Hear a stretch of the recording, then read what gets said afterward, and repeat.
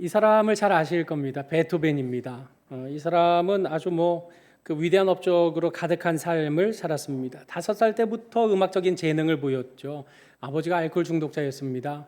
요거 될 것 같은데 하고 이제 음악 교육을 부지런히 시킵니다. 왜냐하면 돈벌이를 시켜야 됐거든요. 그래서 이 베토벤은 어린 시절 5살 때부터 바이올린 연주를 하게 됐고 13살 때는 뛰어난 오르간 연주자로 활동을 했고 또 20대에는 우리가 잘 아는 하이든이라든지 또 모차르트라든지 이런 사람들에게 음악 교육을 받을 정도로 그의 천부적인 재능, 실력이 인정받게 됐습니다. 그 모차르트는 얘는 분명히 장차 세상을 감동시킬 그런 귀한 연주자가 될 거다. 이렇게 예언적인 말까지 한 것으로도 유명한 인물. 그게 바로 베토벤입니다. 실제로 아주 수많은 곡들을 작곡을 했죠. 우리가 잘 아는 운명, 또 그 9번이 뭐죠? 합창. 그 기뻐하며 경배하세 영광의 주 하나님, 우리 찬송가도 있죠. 그게 이제 합창에 있는 멜로디이지 않습니까? 아무튼 그 당대 전통을 깨트린 화성들을 사용해 가면서 이 베토벤은 그 당대의 아주 출중한 위대한 음악가로 지금 후대까지 그 이름을 날리고 있습니다. 그러나 그의 삶이 평탄하지만은 않았습니다. 부모님이 다 이른바 자격 없는 부모님들이었고 또 그 역시도 청력을 잃어가기 시작했던 겁니다. 그의 친구에게 쓴 편지에는 손가락이 자꾸 두꺼워져서 음악을 잘 느끼지 못하겠다 이런 편지도 쓰게 됩니다. 아무튼 여러 가지 신체적인 제한들, 핸디캡, 또 어려움 이런 것들 때문에 음악으로 느끼기 어려운 시절들을 통과하게 됩니다. 그의 청각에 문제가 있었던 거 우리가 잘 알지만 그 청각에 문제 있다는 사실을 극비에 붙이고 활동을 하게 되죠. 그리고 50대가 되었을 때 베토벤의 귀는 완전히 청력 기능을 상실하기에 이르게 되었습니다. 그의 9번 교향곡 환희의 성과를 초연 마쳤을 때 관중들은 굉장히 이렇게 우리와 같은 박수와 환호성을 내질렀지만 뒤돌아서기 전까지는 그런 사실조차도 확인이 안 될 만큼 이 베토벤의 청력은 아주 심각한 문제가 있었습니다. 그로부터 4년 후에 폐렴에 걸려서 완전히 죽음에 이르기까지 그는 귀가 들리지 않는다는 음악가로서의 아주 치명적인 약점을 가지고 있었음에도 불구하고 음악가로서의 자신의 삶을 포기하지 않고 놓치지 않았던 그런 인물로서 아주 유명합니다. 그가 친구에게 보낸 편지에 이런 말을 썼습니다. 나는 운명의 목을 움켜쥘 것이다. 한마디로 내 발목을 잡는 그 운명의 멱살을 내가 꽉 잡아버릴 것이다. 나는 그 앞에 굴복하지 않을 것이다. 무릎 꿇지 않을 것이다. 이런 인생 1000번이라도 살 수만 있다면 얼마나 아름다울까. 이게 그의 삶을 마주하는 자세요, 태도였던 것입니다. 그는 자신의 삶을 포기하지 않았고 강한 의지를 가지고 자신에게 주어진 시련들을 하나하나 극복해 가면서 자기의 삶을 일궈 나갔던, 개척해 나아갔던 이런 삶의 태도를 가진 까닭에 그처럼 위대한 업적을 남긴 위인이 될 수 있었다. 이게 바로 전기 작가들의 공통된 관점인 겁니다. 오늘 우리가 살펴볼 본문에는 이스라엘 공동체를 향한 포기하지 않는 의지, 열정을 발휘하고 있는 느헤미야의 모습을 발견하게 됩니다. 물론 그 베토벤과 같이 개인적인 문제 때문은 아니었지만 그러나 이스라엘 공동체의 발목을 붙잡는 여러 가지 많은 문제들을 현실들을 직면하게 되었음에도 불구하고 도리어 느헤미야는 그 모든 문제의 멱살을 꽉 붙들었습니다. 그리고 그 일들이 이스라엘 공동체, 유대 공동체를 무릎 꿇리지 못하도록 그 모든 문제에 대항했고 강한 의지로 그런 모든 문제들을 꺾어낸 사실이 오늘 본문 가운데 기록되어 있습니다. 13장에는 느헤미야서의 마지막 장이지만 안타깝게도 유대 공동체가 실패한 부분들에 대한 기록들이 꽉 차 있습니다. 그 다양한 내용 중에 오늘은 첫 번째 것만 한번 본문을 중심으로 살펴보려고 합니다. 우리가 지난주에 이어서 오늘 13장으로 이어지는 말씀의 배경을 한번 살펴볼 필요가 있는데요. 지난주 12장에는 성벽을 봉헌식 했던 장면을 기록하고 있습니다. 그 양쪽 성벽으로 갈라진 찬양대가 하나님의 이름을 찬미하고 기뻐하는 그래서 성전 앞에 집결을 해서 하나님 앞에 예배하는 일이 거행되고 난 뒤에 그 다음에 44절로 47절에 보면 이 백성들 마음속에 섬기는 마음이 발동하게 됩니다. 우리 44절 말씀에 보시면 어떻게 되어 있습니까? 그날에, 다시 말해서 성벽 봉헌식을 한 그날에 제사장들과 레위 사람들에게 돌릴 것들, 이것들을 곳간에 쌓아놓도록 하나님 앞에 제물을 드리는 이런 섬기는 마음들이 발동하게 되었고 곳간을 가득 채우게 되었던 것입니다. 그리고 이어지는 13장 1절로 3절에서는 순종하는 마음이 발동되었음을 말하고 있는데요, 여기 13장 1절 말씀에 그날이라고 되어 있는 것도 마찬가지로 성벽 봉헌식을 거행한 바로 그날을 말하는 겁니다. 이날 뭘 했습니까? 모세의 책을 낭독했습니다. 하나님의 말씀을 읽은 거죠. 그런데 거기에서 어떤 말씀을 발견합니까? 암몬 사람과 모압 사람은 영원히 하나님의 총회에 들어오지 못한다 하는 사실을 발견하게 된 겁니다. 여러분, 여기 암몬 사람, 모압 사람은 누구입니까? 어느 조상을 가지고 있습니까? 아브라함과 롯이 친척이지 않습니까? 조카와 삼촌 관계이지 않습니까? 그 롯의 두 딸 사이에서 나온 첫째가 암몬, 그리고 둘째가 벤안미, 그래서 모압, 이렇게 해서 두 모압 사람과 암몬 사람은 바로 롯의 후손들인 겁니다. 족보로 따져보자면 어떻습니까? 이스라엘과 유대 백성들과 아주 긴밀한 인척 관계, 친척 관계에 있는 그런 후손이 바로 암몬 사람과 모압 사람입니다. 그런데 이들은 여호와의 총회, 하나님의 총회에 영원히 들어가지 못한다, 완전히 거절당한 것입니다. 여러분, 왜 이런 일이 벌어지게 된 것입니까? 암몬과 모압 사람은 히브리인 유대 사람들과 아주 가까운 친척 사이에 있었음에도 불구하고 끊임없이 이스라엘 백성들을 괴롭히는 일에 앞장섭니다. 그 유명한 사건이 무엇입니까? 2절에 기록되어 있는 것처럼 발람 선지자를 고용해서요, 이스라엘에게 저주를 퍼부으려고 막 그렇게 공을 들입니다. 포기하지 않고 끝까지 그 일을 자행했지만 결국 하나님께서는 어떻게 하셨습니까? 저주하라고 부른 그 발람의 입을 통해 도리어 이스라엘 백성들을 축복하는 말을 내뱉도록 하나님이 그렇게 기가 막히게 역사하셨던 것입니다. 이처럼 시도 때도 없이 끝까지 끊임없이 이스라엘과 하나님에 대해서 대적했던 암몬 사람, 모압 사람, 그들은 바로 그러한 성향, 그러한 마음 때문에 영원히 하나님의 총회에 들어가지 못한다, 하나님의 백성이 되지 못한다 선언하셨던 것입니다. 이 말씀을 듣자 어떻게 했습니까? 3절 한번 같이 읽어보실까요? 자, 시작. 백성이 이 율법을 듣고 곧 섞인 무리를 이스라엘 가운데에서 모두 분리하였느니라. 다 축출해낸 겁니다. 이거는 이방 족속이라고 차별한 것이 아닙니다. 하나님께서는 이방 족속이어도 그들의 할례를 행하고 그들이 하나님의 백성으로 살기를 서원한다면 그러면 다 받아들이도록 이미 명령하셨습니다. 그러나 암몬과 모압 족속은 하나님을 끊임없이 대적했던 까닭에 하나님의 백성이 될 길이 완전히 가로막혀 있었다라는 사실을 말씀하고 있는 겁니다. 여러분, 지금 어떻습니까? 성벽 봉헌식을 거행했습니다. 이 백성들 마음에 우리 이런 예배 계속 드려야 되겠다, 우리 제사장들과 레위 사람들이 일하지 않아도 먹고 살 수 있도록 우리 헌금하자 하고 섬기는 마음이 발동했습니다. 하나님의 말씀을 읽자, 그렇구나, 우리 가운데 암몬 사람, 모압 사람, 하나님의 총에 들어올 수 없는 족속들이었구나 하고 말씀을 듣자 순종해서 다 내몰아 버리는 이런 기가 막힌 역사들이 일어났던 겁니다.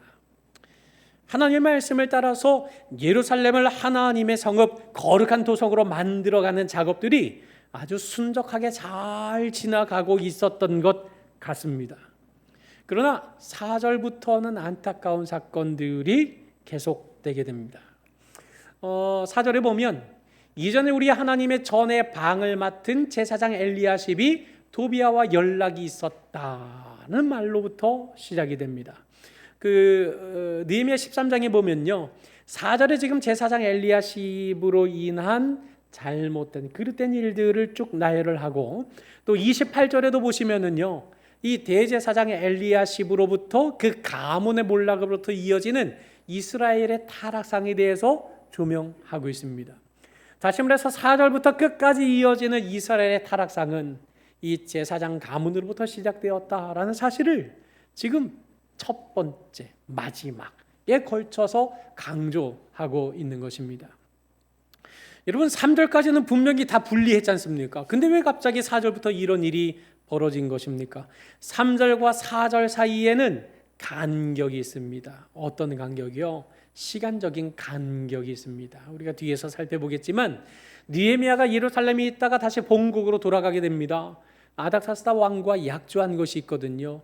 예루살렘 성벽 재건하고 나면 제가 다시 본국으로 돌아와서 일하겠습니다.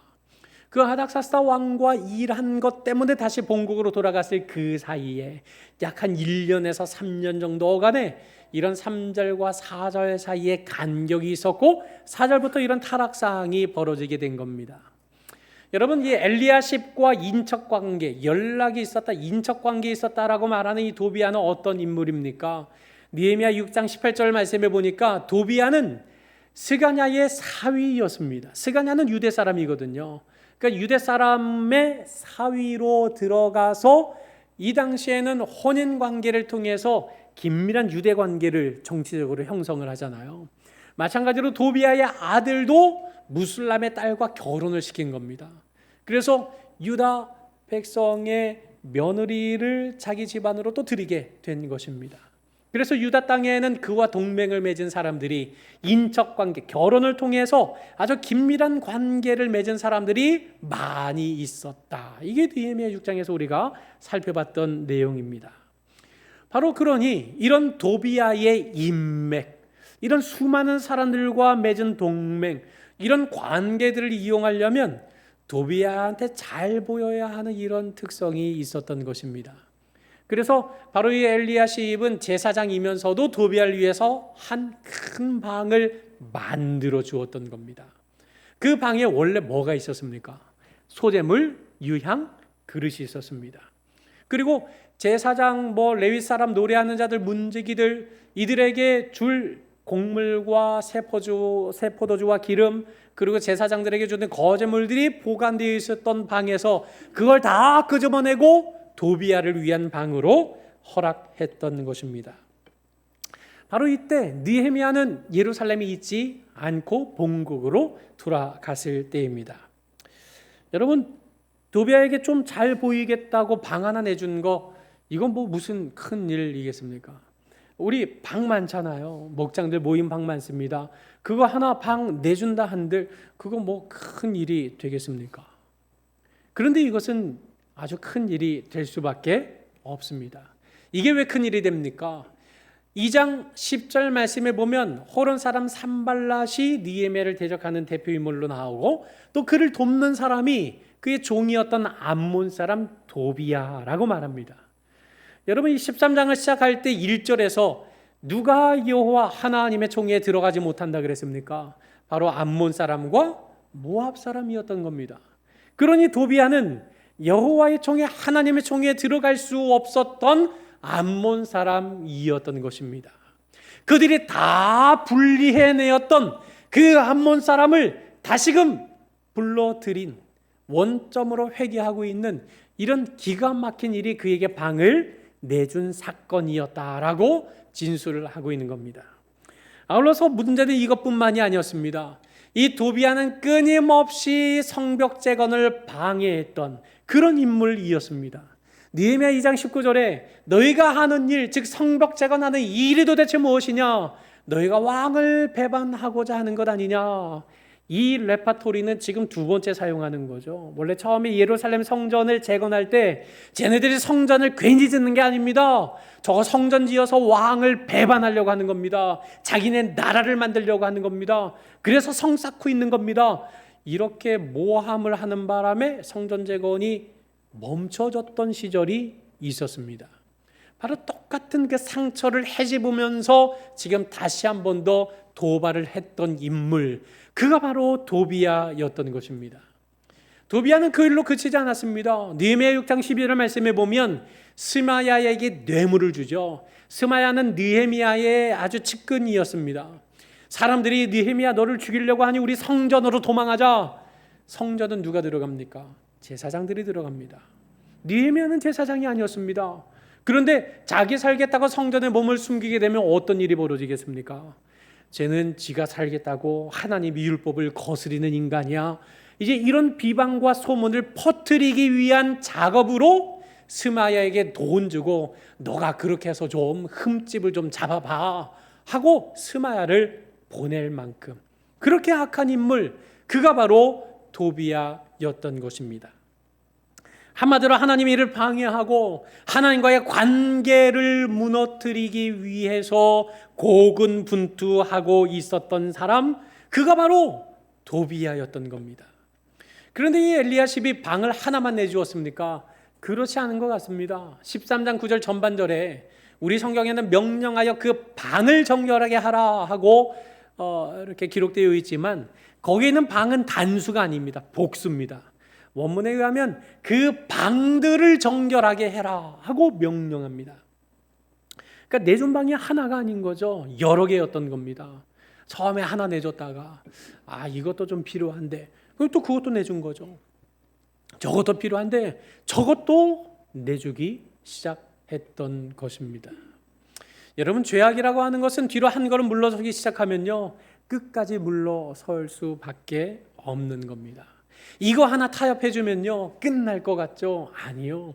이거 타협하고 나면 저거 달라고 또 요청이 들어오게 되어 있는 법입니다. 어릴 때 우리 아이에게 들려주었던 읽어주었던 동화책 중에 하나는 거짓말은 무거워라는 책이 있었습니다. 거짓말은 어떻게 됩니까? 하면 할수록 더 커질 수밖에 없는 겁니다. 눈덩이가 굴러가면 굴러갈수록 더 커지는 것처럼 거짓말은 굴러가면 굴러갈수록 점점 더 커질 수밖에 없는 이치를 설명한 동화입니다. 마찬가지입니다. 죄도 그렇습니다. 하나 허용하면 두 개 허용하게 되어 있습니다.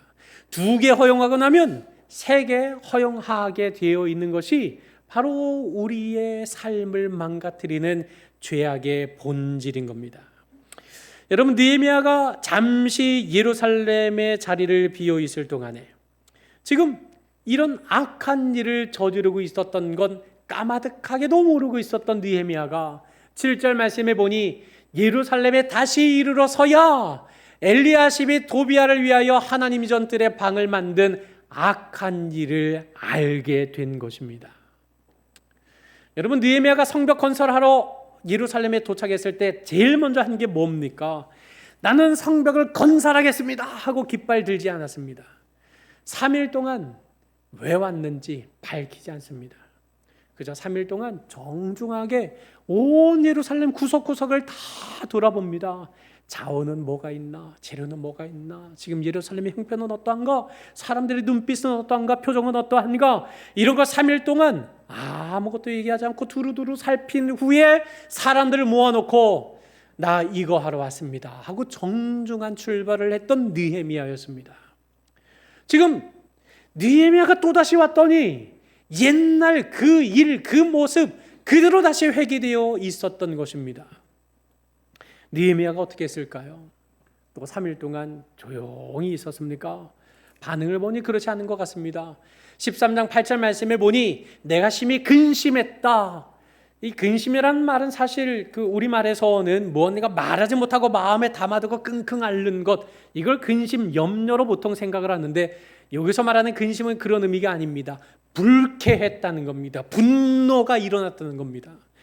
이 손과 발이 부들부들 떨리게 되었다라는 것을 말하는 겁니다. 원점으로 회귀한 이 사실, 이 사건을 두고 지금 느헤미야는 의분이 일어난 것입니다.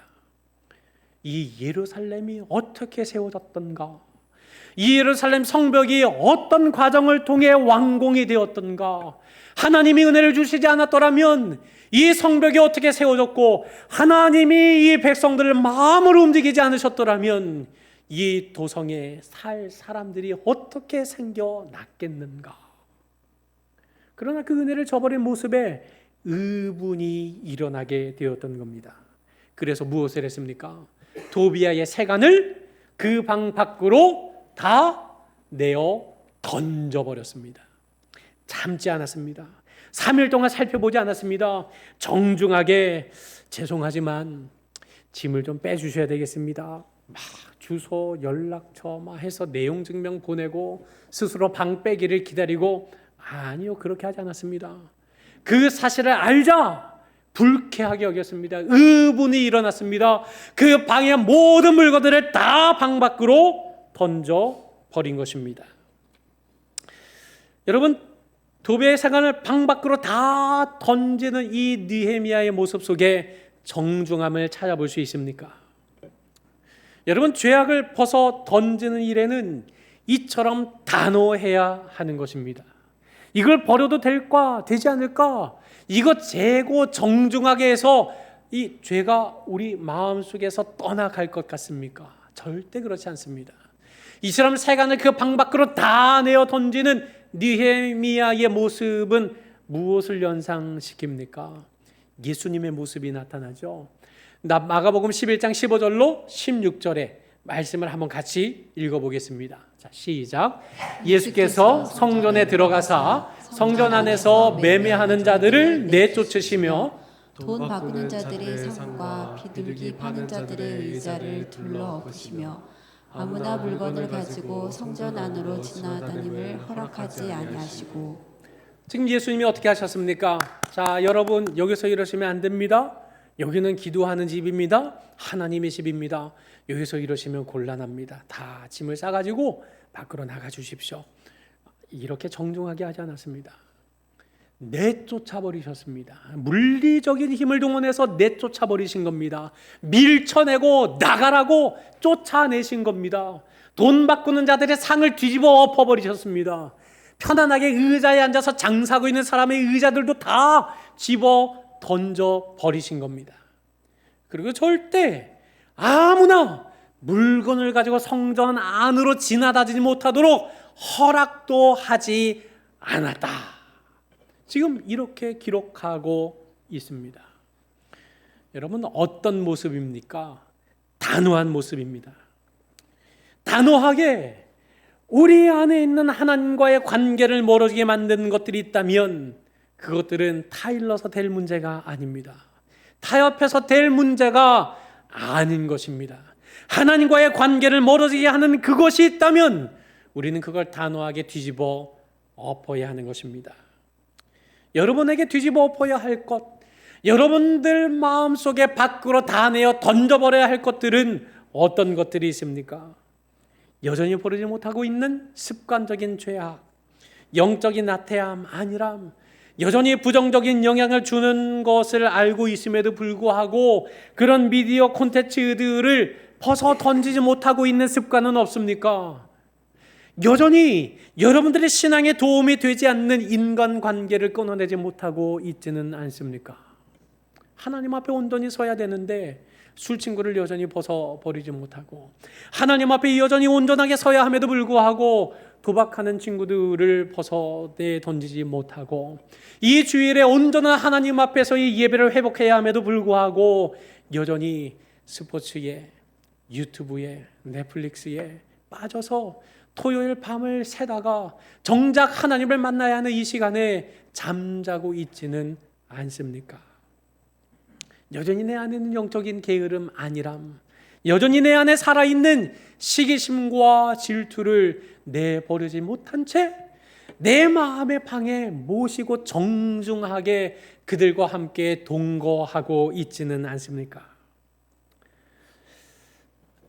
제가 어렸을 때요, 초등학교 한 1, 2학년 정도 됐는데요, 맥주 감사원금을 떼먹은 적이 있었습니다. 어머니께서 다리미에 1,000원짜리를 쫙 빳빳하게 달아서요, 평소 절기연금 때 1,000원 넣어주시는데 그날따라 2,000원을 넣어주시는 거죠. 저의 눈이 휘둥그레졌습니다. 2장이 들어간다고? 그럼 저걸로 할 수 있는 게 뭐가 있지 하고 머릿속에 막 그려지는데요, 저거면 보름달이 몇 개, 또 크리미 빵이 몇 개, 막 이렇게 예배 시간 내내 그 생각이 떠나지 않았던 겁니다. 결국 드리지 않았어요. 빵 사 먹었습니다. 다 채울 줄 알았죠. 그때는 뭐 이런 좋은 맛있는 단팥빵도 없었는데 그저 이렇게 공장에서 찍어낸 보름달 빵이었을 뿐인데 그거 막 여러 개 먹을 수 있을 줄 알았어요. 근데 하나 맛있게 먹고 나니까 갑자기 심장이 쿵쾅거리기 시작합니다. 야, 이거 하나님 앞에 벌 받는 거 아니야? 근데 집에 갔죠. 집에 들어가는 동안에 엄마한테 걸리면 어떡하지 하고 평정심을 최대한 유지하면서 집에 들어갔으나 어머니의 눈매가 예사롭지 않았습니다. 너 뭐하다 이제 왔어? 너 헌금했어? 하나님이 다 엄마한테 알려줬으니까 너 거짓말할 생각하지 마. 솔직하게 얘기해. 어쩝니까? 솔직하게 얘기했죠. 저희 어머니께서 제 물건을 마당에 다 집어 던지셨습니다. 그리고 너 나가라고 말씀하셨습니다. 너는 내 아들이 될 수 없다고 말씀하셨습니다. 하나님 앞에 드릴 헌금을 도둑질하는 너가 내 아들이라고 하면 하나님이 엄마를 얼마나 혼내시겠니? 나 엄마 하나님이 무섭다. 그래서 너 내 아들 안 되겠다. 너 나가라 하고 단호하게 제 물건들을 마당으로 집어 던지셨습니다. 어머니 말 붙잡고 울고불고 다시는 그러지 않겠다고 손이 발이 되도록 정말 싹싹 빌었던 기억이 있습니다. 정말 내쫓김을 당한 건 아닌가 큰 염려를 했지만 그 어머니께서 그러실 리가 없지 않겠습니까? 너 정말 안 그럴 거야? 너 정말 다시는 이런 일 저지르지 않을 거야? 정말 안 그럴 거예요, 엄마. 정말 안 그럴 거예요. 그랬더니 어머니께서 그러면 하나님 앞에 회개해, 기도해, 하나님 앞에 용서를 구해. 그러면 엄마도 너 받아줄 수 있어. 하고는 다시금 저를 꼭 안아주시는 거죠. 그날 마당 밖으로 내던져진 건 제 물건이 아니었습니다. 그러니까 하나님에 대한 물질관이 내던져졌습니다. 그날 이후로 저는 하나님 앞에 드려야 할 것을 이렇게 감춘다거나 빼거나 뭐 그런 일은 한 번도 없었습니다. 여러분 단호해야 됩니다. 그 단호함이라고 하는 것이 오늘 이 시대를 살아가는 부모님들에게는 아이에게 정서적인 학대를 가하는 것 아니냐라고 생각하시기에 충분한 행동이 될 수는 있을 것입니다. 그러니 집에 돌아가서 아이들 물건 다 집 밖으로 내던지시면 큰일 납니다. 그러시면 안 됩니다. 다만 중요한 것이 한 가지 있죠. 단호하셔야 된다는 겁니다. 여지를 남겨두시면 안 된다는 겁니다. 이번만 봐줄게 아니라는 겁니다. 단호하게 아닌 것은 아니라고 말해야 하는 것입니다. 아닌 걸 아니라고 말해서 꼰대 소리를 듣는다. 그건 영광스러운 이름이 될 것입니다. 여러분, 나 자신에게서든지 자식에게서이든지 하나님과의 관계를 멀어지게 하는 그 무언가가 있다. 단호하게 내던지셔야 됩니다. 그러나 여러분, 잊지 말아야 할 것, 기독교의 최종적인 목표는 밖으로 내던지는 것에 있지 않다는 겁니다. 오늘 느헤미야가 도비아의 세간을 다 밖으로 내던졌습니다. 그런 다음에 뭐 했습니까? 우리 13장 9절 말씀을 한번 같이 읽어보겠습니다. 시작. 명령하여 그 방들을 정결하게 하고 하나님의 전의 그릇과 소재물과 유향을 어떻게 했습니까? 다시 그리로 들여놓았습니다. 우리 기독교의 최종 목표는 비워 버리는 데 있지 않습니다. 비워 버리고 채우는 것에 기독교의 목표가 있는 것입니다. 여러분, 사도 바울이 에베소 성도들에게 뭐라고 말합니까? 옛사람을 벗어 버리랍니다. 유혹의 욕심을 따라 살아가던 그 구습들, 습관들 다 내어 버리라는 겁니다. 그리고 버려야 하는 이유가 무엇입니까? 새 사람을 입기 위해서 비워내라는 겁니다. 심령이 새롭게 되어서 하나님을 따라 의와 진리의 거룩함으로 지으심을 받은 새 사람을 힘입기 위해서 버리라는 겁니다. 우리의 버림은 채워내기 위한 것이라는 사실을 말하고 있는 겁니다. 여러분, 여타의 종교들은 어떻습니까? 어떤 욕망이라든지 감정이라든지 생각 모든 것들을 다 비워버리는 무의 상태를 지향합니다. 왜 무의 상태를 지향합니까? 이 속세의 모든 것과 단절하고 끊어낼 때 내 마음이 무의 상태를 유지하게 될 때 평정심을 얻을 수 있기 때문에 그런 것입니다. 그러나 기독교의 목표는 그 지점에 있는 것이 아닙니다. 버리고 내어 던지고 비워버리고 그 안에 그리스도 예수 안에 새 힘을 받아 성령으로 새 사람을 힘입어서 그 믿음을 가지고 그 마음을 가지고 우리의 삶의 현장으로 나아가 하나님의 뜻을 이 땅에 이루어가는 그 자리에 기독교 신앙의 목표가 있는 것입니다. 그래서 느헤미야가 바로 그 비어진 방에 하나님의 전의 그릇과 소재물과 유향을 다시 들여놓은 것 아닙니까? 많은 것들 중에 이 세 가지를 지금 대표적으로 언급하고 있는 이유가 무엇입니까? 이 세 가지는 예배를 위한 재료들입니다. 예배의 삶, 하나님과의 관계를 가까이 하는 삶을 회복했다는 사실을 말하고 있는 것 아닙니까? 여러분, 하나님과 멀어지게 하는 그 무엇이 있습니까? 과감하게 단호하게 내버리셔야 됩니다. 거기에서 끝나는 것이 아닙니다. 하나님의 마음, 하나님의 말씀을 사모하는 마음, 예배를 통해 하나님의 임재를 경험하고 체험하고자 하는 그런 마음을 우리 마음속에 가득히 담고 하나님을 만나고 경험하는 것. 그래서 우리의 삶이 그 하나님의 은혜로 하늘의 뜻이 이 땅에 이루어지는 삶으로 갖고 나아가는 것, 바로 그런 삶이 우리가 밖으로 내던지는 주요 이유이자 목표가 된다는 사실을 우리는 기억해야 하는 것입니다. 사랑하는 서부경의 성도 여러분, 지난주에 어느 집사님이 날도 더운 날에 김치 냉장고 청소를 하셨답니다. 왜냐하면 과일을 먹었는데 거기서 김치 냄새가 났대요. 그래서 이 더운 날에, 무더운 날에 땀 뻘뻘 흘리면서 김치 냉장고를 다 청소하셨대요. 냉장고 청소하려면 어떻게 하세요? 일단 다 꺼내야 되는 거죠. 다 꺼내고 그걸 왜 락스 조금 풀어가지고 그거 묻혀서 싹 닦아야 냉장고에 사는 이런 그 세균들도 살균을 하고 냄새도 싹 사라져서 새 냉장고처럼 되는 것 아니겠습니까? 여러분, 이건 주부들의 상식입니다. 영적인 상태도 똑같습니다. 먼저 내버리셔야 됩니다. 단호하게 던져버려야 됩니다. 단호하게 버려야 그래야 새 것으로 채울 수 있는 것입니다. 여러분의 삶의 발목을 붙잡고 있는 문제는 무엇이 있습니까?